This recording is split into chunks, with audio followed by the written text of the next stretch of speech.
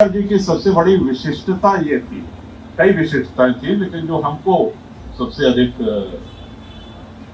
विशेष लगी, कोई भी हो, किसी भी विचारधारा का हो, किसी भी दल का हो, उससे बड़े आत्मीय संबंध और वो व्यक्ति भी बड़े आत्मीयता से आदरणीय चंद्रशेखर जी से मिलता था, अपनी बात, अपनी समस्या, अपनी बातें रखता था।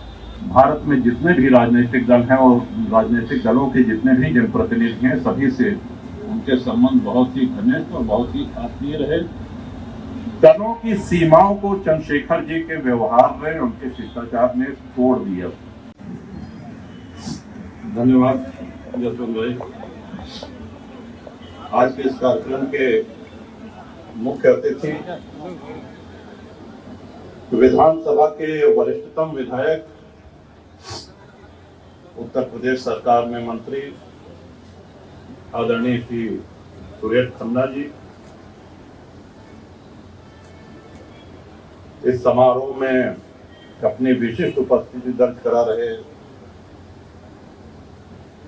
आदरणीय श्री चौधरी राम गोविंद जी,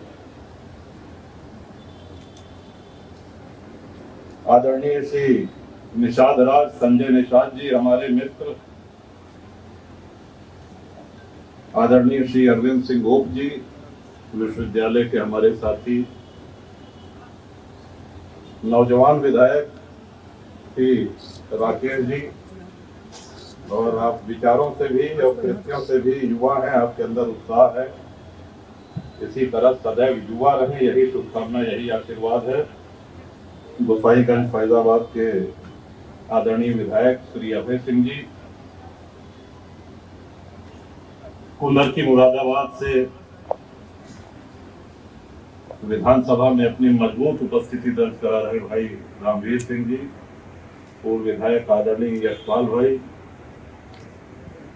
मीडिया के सारे सम्मानित साथी, और इस कार्यक्रम में दूर दूर से आए हुए चंद्रशेखर जी के सभी चाहने वालों को आभार, अभिनंदन और सभी का स्वागत है।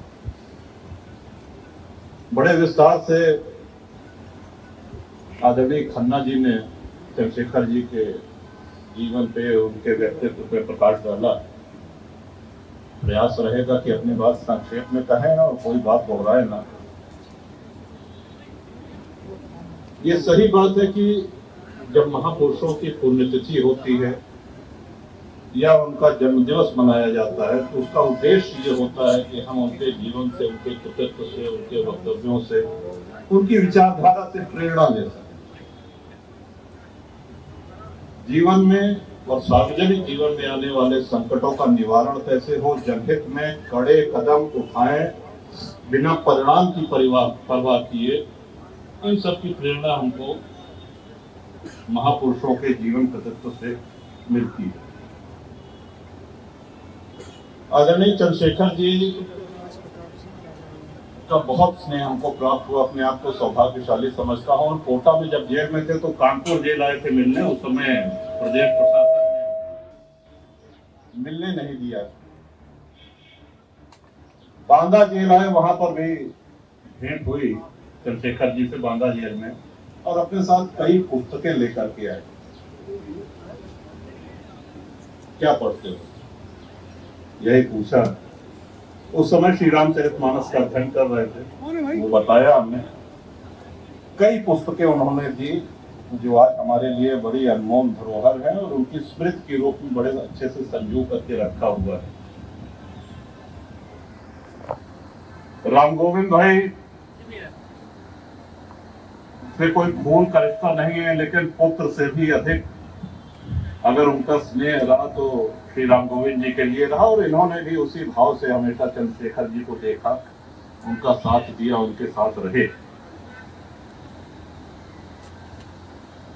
और जब वरिष्ठ नेता मिलते हैं तो इसी तरह के हास्य व्यंग होते हैं। आदरणीय राम गोविंद जी ने सुरेश जी को आमंत्रित किया समाजवादी पार्टी में,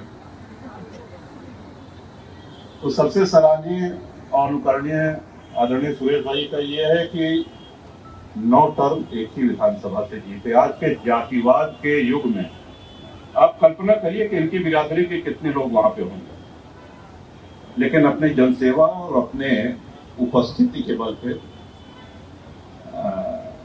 लगातार 9 बार और पिछले 32 वर्षों से हमको इनका मार्गदर्शन विधानसभा में मिल रहा है और आशा करता हूं आगे भी इसी तरह से मिलता रहेगा। चंद्रशेखर जी की सबसे बड़ी विशिष्टता ये थी, कई विशिष्टताएं थी, लेकिन जो हमको सबसे अधिक विशेष लगी, कोई भी हो, किसी भी विचारधारा का हो, किसी भी दल का हो, उससे बड़े आत्मीय संबंध और वो व्यक्ति भी बड़े आत्मीयता से आदरणीय चंद्रशेखर जी से मिलता था, अपनी बात, अपनी समस्या, अपनी बातें रखता था और वो भी पूरे निश्चल भाव से, बिना कोई राजनीति का गुणागणित किए, बिना इस बात का ख्याल किए कि ये अमुक व्यक्ति जो मुझसे बात कर रहा है, जो सांसद है, ये किस दल का सांसद है, बड़े ही आत्मीयता से उनके भारत में जितने भी राजनीतिक दल हैं और राजनीतिक दलों के जितने भी जनप्रतिनिधि हैं, सभी से उनके संबंध बहुत ही घनिष्ठ और बहुत ही आत्मीय रहे। दलों की सीमाओं को चंद्रशेखर जी के व्यवहार में, उनके शिष्टाचार ने तोड़ दिया। हाँ, लेकिन उनके अपने विचार वो स्थायी थे। उनके विचार जयप्रकाश जी से प्रेरित थे, डॉक्टर लोहिया से प्रेरित थे। यहाँ जयप्रकाश जी और डॉक्टर लोहिया का जिक्र करने के साथ साथ हम ये बता दें कि सबसे पहले कांग्रेस मुक्त भारत का सपना देखने वाले जयप्रकाश जी थे, डॉक्टर लोहिया थे। विशेषकर जो हमारे साथी, हमारे बंधुगण जो समाजवादी पार्टी में है, उनको इस बात का ध्यान रखना चाहिए कि डॉक्टर लोहिया की क्या भावना थी कांग्रेस के प्रति, आचार्य नरेंद्र जी देव जी की क्या थी, आदरणीय मुलायम सिंह जी की क्या भावनाएं थी। चंद्रशेखर जी के प्रधानमंत्री बनने का किस्सा हम सब लोगों को पता है, उसको मैं दोहराऊंगा नहीं, लेकिन 4 महीने के अंदर राजीव गांधी चिंतित होने लगे, कांग्रेस को चिंता होने लगी जिस तरह की उनकी कार्यशैली थी, और हटाने के लिए बहाना ये लिया कि साहब राजीव गांधी के घर के सामने 2 हरियाणा पुलिस के कांस्टेबल टहल रहे थे, पहले इनको भेजा है जासूसी करने के लिए। इस बात पे उन्होंने समर्थन वापसी की घोषणा करी और उनको ये आशा थी कि चंद्रशेखर जी गिड़गिड़ाएंगे, माफी मांगेंगे या ये कहेंगे कि ये गलती अनजाने में हुई है। चंद्रशेखर जी समझ गए थे कि ये हटाने का एक बहाना है। अच्छा, कांग्रेस को ये उम्मीद नहीं थी, ये आशा नहीं थी, उनको ये लग रहा था कि अभी ये सिफारिश लगवाएंगे, वरिष्ठ कांग्रेसी नेताओं को पकड़ेंगे और ये है कि भाई ऐसी कोई गलती नहीं है, ये सरकार चलनी चाहिए। बाद में कांग्रेस ने फिर अपनी बात से पीछे हटते हुए कहा कि अच्छा ठीक है, ये घटना तो सही नहीं हुई है, लेकिन कोई बात नहीं, आप बने रहिए प्रधानमंत्री पद पर। उस समय चंद्रशेखर जी का जो जवाब था वो भारतीय राजनीति में मैं समझता हूं इससे अधिक मजबूत, इससे अधिक दमदार उत्तर किसी का नहीं होता है। उन्होंने एक शब्द कहा कि माउंट एवरेस्ट की चोटी फतेह की जाती है, माउंट एवरेस्ट पे घर नहीं बनाया जाता, घर नहीं बसाया जाता, और प्रधानमंत्री पद से उसी समय उन्होंने इस्तीफा दिया। ऐसे थे हम सबके चंद्रशेखर जी। हम लोग जब से हैं, जितने लोग यहाँ हैं, सबकी अपनी अपनी स्मृतियां हैं चंद्रशेखर जी के साथ। ये नारे भी लग रहे हैं, चंद्रशेखर जी अमर रहें, अमर रहें, अमर रहें। ये सही बात है कि चंद्रशेखर जी हमारे अंतर्मन में,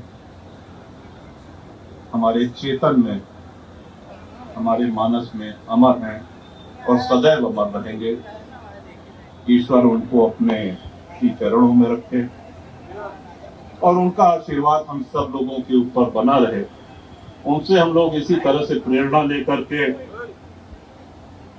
अपनी राजनीतिक यात्रा और जीवन यात्रा इसको आगे बढ़ाएं। और अंत में एक बार पुनः यशवंत भाई का बहुत बहुत साधुवाद, धन्यवाद कि उन्होंने